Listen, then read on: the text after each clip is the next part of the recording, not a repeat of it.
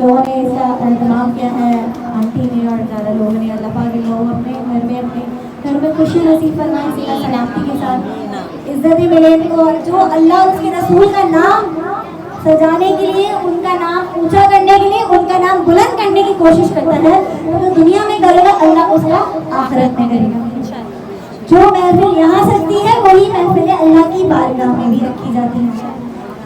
جو یہاں پر استقبال کیا جاتا ہے، جس طرح سے اہتمام کیا جاتا ہے، جیسے آپ صلی اللہ علیہ وسلم کا نام لیا جاتا ہے، اللہ اور اس کے رسول کا نام جیسے لیا جائے گا اسی طریقے سے آسمانوں پر بھی لیا جائے گا. جیسے کہ یہاں پر اگر ہم مخفی طور پہ اپنے دل میں لیں گے، اللہ بھی اپنے دل میں ذکر کرے گا اس شخص کا. اگر کوئی شخص دو لوگوں سے بات کریں گے، اعلان کریں گے، تو اللہ اپنے فرشتوں کے ساتھ اس کا ذکر کرے گا.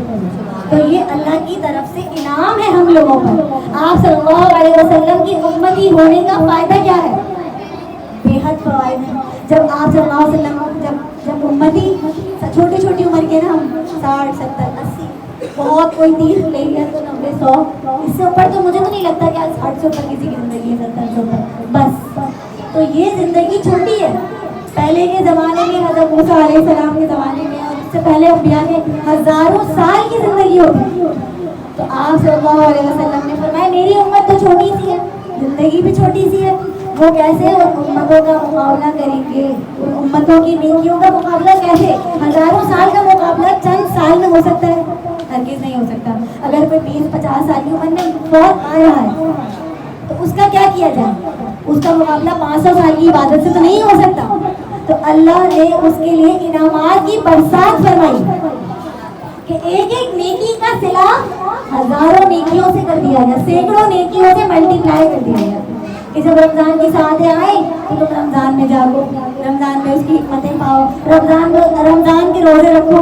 اب روزے رکھ کے عبادتیں کر کے تاک راتوں میں جا کے ایک نیکی، ایک رات 80 سال کی عبادت، ایک رات 80 سال کی عبادت.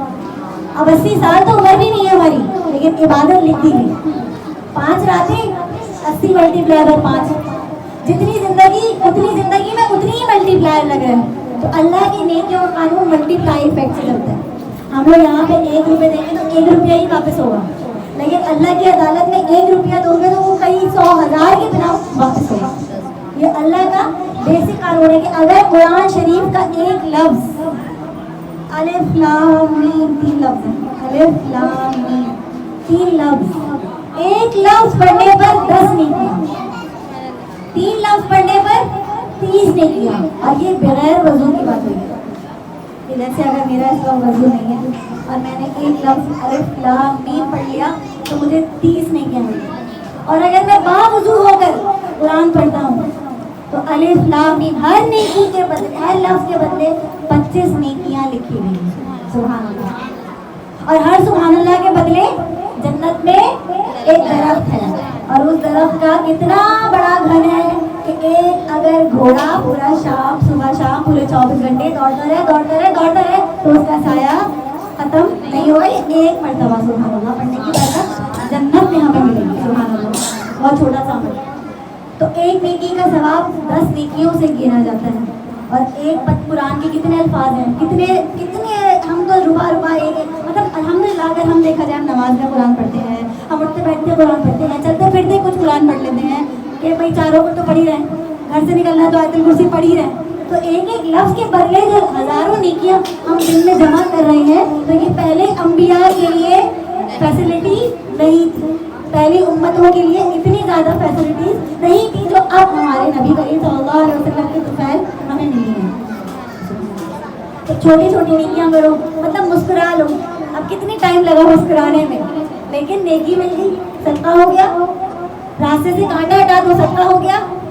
کسی کو سلام کر دو. مسلمان کے کس کو مسلمان پہ کتنے حق ہیں؟ 5 حق. حق کا مطلب یہ ہے کہ اگر میں نے آپ کا حق وہ ادا نہیں کیا تو مجھے کوئی بھی مسلمان، مطلب اگر میں مسلمان ہوں الحمدللہ، اور اگر میں سامنے والے 8 لوگوں کا وہ حق ادا نہیں کرتی تو 5 میں سے اگر میں نے ایک حق بھی ادا نہیں کیا تو آپ لوگ کوئی بھی کسی بھی دوسرے مسلمان کو آخرت میں اپنا حق وصول کر سکتا ہے. وہ 5 حق کیا ہیں؟ نمبر 1 سلام کا جواب دینا. مطلب میں نے کہا अस्सलाम वालेकुम, तो आप मुझे क्या कहेंगे? अगर आप में से कोई एक भी रह गया कि आपने मुझे जवाब नहीं दिया तो मुझे तो मजा आ गया, क़यामत वाले दिन तो मुझे सब याद होगा।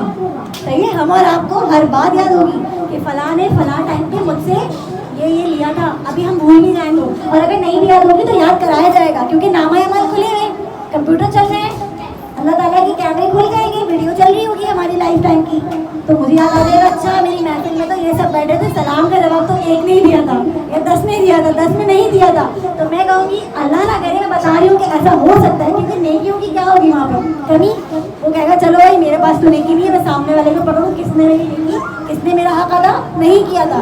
तो मैं जाके फटाफट भाई चले गए, हाँ भाई आपने मुझे सलाम का जवाब नहीं दिया था, अब आप मुझे मेरा हक था, मैंने हक नहीं लिया, आपने मेरा हक अदा नहीं किया, तो मैं आपसे ले सकती हूँ। कितनी छोटी सी बात है और हम लोग बिना वजह सलाम का जवाब नहीं देते हैं।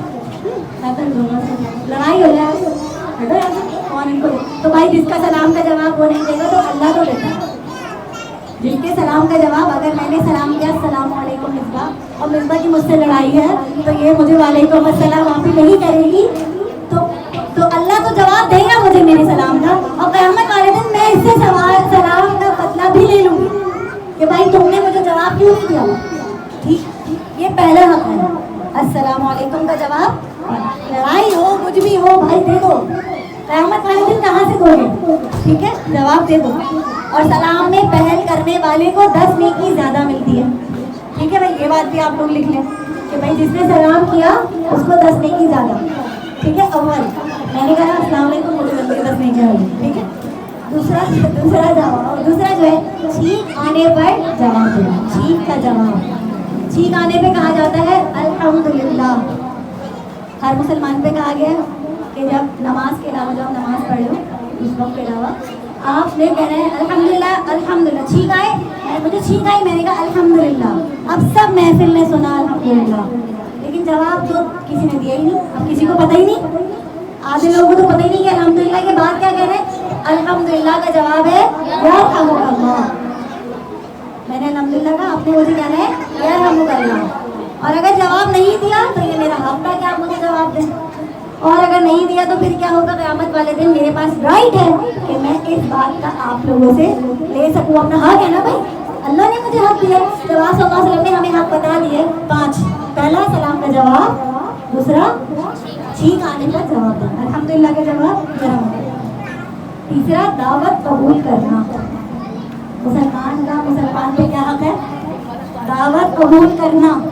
मतलब अगर मैंने आपको अपने घर में इनवाइट किया और आप एक्शन ही खत्म लिया, आपने मुझे किया, मेरे तो एक्शन एक होता है, मजबूरी है, कोई वजह है, कोई मसला है, हकीकत है ना आपको कोई उज़र है, कोई मसला नहीं, या आपकी दावतों में भाई कोई मुसलमान होते हैं बहुत ही दीनदार, हम जैसे तो नहीं होते, कोई दीनदार होते हैं, वो भाई खुराफात पसंद नहीं करते, वो नाच गाना पसंद नहीं करते, वो नहीं जाते, वो एक उनकी अलग एक उज़र है कि भाई हम इन चीज़ों पे नहीं जाते, ठीक है। लेकिन अगर आप बिना वजह बस सिर्फ ऐसे ही कि यार छोड़ो यार कौन इनके घर जाएगा, यार इतना दूर है, बिना वजह वैसे आप जा रहे हैं, लेकिन मुसलमान का हक अदा नहीं कर रहे, उसने दावत किया, आपको इज्जत देने के लिए बुलाया ना, तकरीम किया ना, अब आपका हक है, उसका हक है कि आप उसके घर जाएं, उसकी दावत को कबूल करें, या फिर उज़र है तो उज़र पेश करें कि मेरा ये उज़र है, मैं नहीं आ सकी, मेरा बच्चा बीमार है, मेरे घर में टांग एक कोई बात है, तो मसला आपने बोला हाँ ठीक है, और आप गए नहीं। अब आप बताएं, उसने सारा खाना पकाया हुआ है, उसने अपने घर में पूरा एहतमाम किया हुआ है, आप जो है वो तो बस चले गए नहीं बिना किसी उज़र के, तो फिर क्या होगा, आपने उसका हक अदा नहीं किया। तो अल्लाह ताला ने इसका भी क्या फरमाया कि मुसलमान की दावत कबूल करना भी हक है। मरीज़ की अयादत करना, तीसरा चौथा हक कौन सा हो गया, मरीज़ की अयादत, के बीमार है तो अयादत कीजिए, अगर आप चल के जा सकते हैं तो चल के जाइए, फ़ोन पे कर सकते हैं तो फ़ोन पे कीजिए, सुना हाँ मेरा भाई बीमार है, अच्छा चलो है तो मैं कर दूँ, है ना, वो आया था मुझसे पूछने, भाई तो वो नहीं आया था, उसने आपका हक अदा नहीं किया ना, आप हक अदा कर दें ताकि क़यामत वाले दिन आपका भाई आपके पास आके ना कहे तुमने मेरा हक अदा नहीं किया था, आप कहें मैंने तो किया था, अब तुम मेरा हक अदा कर दो, आज तुमने उस दिन नहीं किया था, आप दुनिया में बदला लेना नहीं करें, छोड़ दें दुनिया में, ये हकूक़ हमें इसलिए दिए गए हैं, जो हदीस पाक सल्लल्लाहु अलैहि वसल्लम से साबित है کہ اگر مسلمان کا اگر مطلب کوئی مریض ہے تو اس کی عیادت کی جائے. اگر آپ فون پہ کر سکتے ہیں فون پہ کر لیجیے, اگر آپ اس سے جا کے مل سکتے ہیں تو جا کے مل لیجیے, ٹھیک ہے. اور پانچواں آخری حق جنازے میں شرکت کرنا, جو ہمارے یہاں بہت لوگ کرتے بھی ہیں, ان چیزوں کو مانتے بھی ہیں کہ کہتے ہیں لوگ, اکثر میں نے سنا ہے لوگ کہتے ہیں خوشی میں نہ جاؤ غم میں چلے جاؤ. بھائی خوشی میں بھی جانا ہے, ٹھیک ہے, حق ادا ہو, حق ادا ہے, خوشی میں بھی جانا ہے اور غم میں بھی جانا ہے, دونوں میں جانا ہے. مسلمان کا حق ہے, اگر آپ نے اس کو نہیں دیا تو وہ اپنا حق قیامت والے دن آپ سے لے لے گا.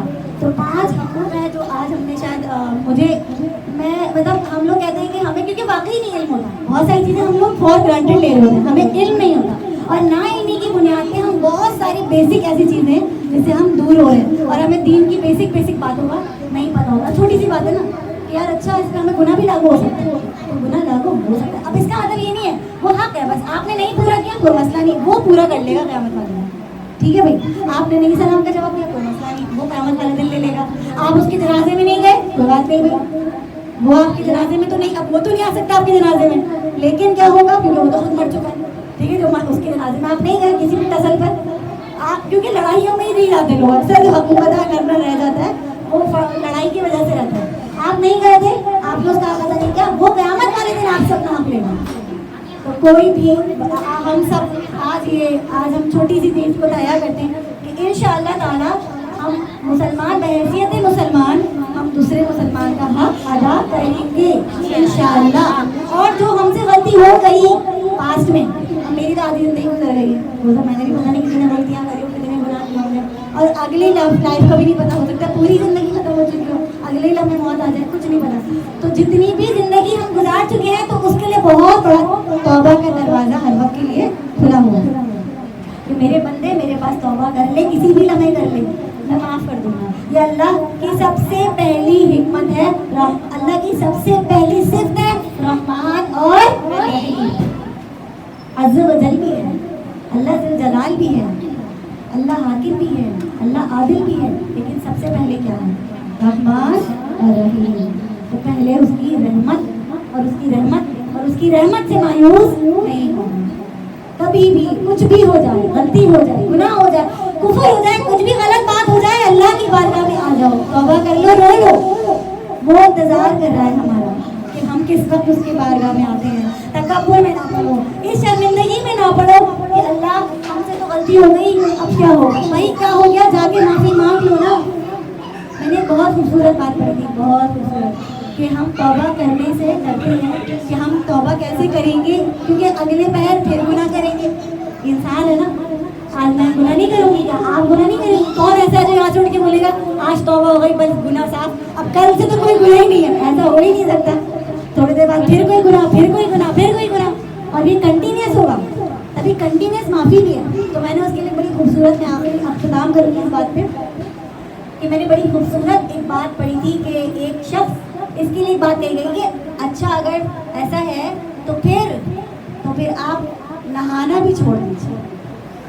کسی نے کسی سے بولا کہ پھر آپ غسل کرنا چھوڑ دیں. کیوں بھائی, کیونکہ غسل کرنے کے بعد بھی کیا آنا ہے, پسینے آنے, بدبو آنی ہے, گندگی ہونی ہے, کپڑے میلے ہونے, تو پھر کیا کرنا نہا کر, جب گندا دوبارہ ہی ہونا ہے تو پھر نہانے کا کیا فائدہ. تو ایسا تو نہیں ہوتا, نہاتے بار بار, نہاتے بار بار, غسل کرتے ہیں بار بار, پاک ہوتے ہیں بار بار, وضو کرتے ہیں. کیوں, کیونکہ کوئی بات نہیں بھائی, گندے ہو گئے تھے واپس صفائی نہیں کریں گے. اسی طرح توبہ بھی بار بار کرنی ہے. گندے ہو گئے تو کیا ہوا, اب یہ میل کو واپس سے صاف کرنا ہے. توبہ ہو گئی کوئی مسئلہ نہیں ہے, دوبارہ گناہ ہو گیا کوئی مسئلہ نہیں ہے, دوبارہ توبہ کر لی.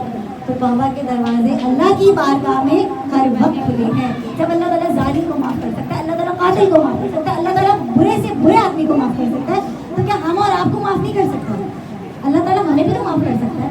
ہم سے کیا بڑے سے بڑا گناہ ہو, بس شرک نہ کریں, نہ کوئی ایسا کفر کریں, اور توبہ کر لے اگر ہم سے کوئی غلطی ہوگی. اللہ ہماری توبہ قبول فرمائے, اور ہماری ہر لمحے اللہ پاک ہم سے راضی رہے بس, اور خاتمہ پہ ایمان ہی ہو. کیونکہ پوری دنیا زندگی میں تکبر میں جی کر, کہ میں نے تو ساری نمازیں پڑھی اور سارے روزے رکھے, ساری زکاتیں دی, حج بھی کر لیا, میں تو بہت ہی بڑا آدمی ہوں, اور اس کے بعد اختتام کس پر ہو رہا ہے خدا نہ خواستہ, ایسا اختتام نہیں چاہیے. خاتمہ بال ایمان ہو, اللہ پاک زندگی بھی ایمان والی ہو اور آخرت میں بھی ایمان کے ساتھ ہی اٹھے. اللہ ہم سے راضی ہو, کیونکہ اللہ تعالیٰ کا فرمان ہے قرآن کی آیت میں ہے کہ اللہ تعالیٰ ہمیں فرمائیں گے قیامت والے دن, جنتیوں سے کہیں گے کہ آج تو تم آج خوش ہو جاؤ, میں تمہیں کیا کہنے والا ہوں, جنتی الرٹ, کیا کہنے والے ہیں؟ اللہ تعالیٰ فرمائیں گے میں ہمیشہ ہمیشہ کے لیے آپ سے راضی ہوں.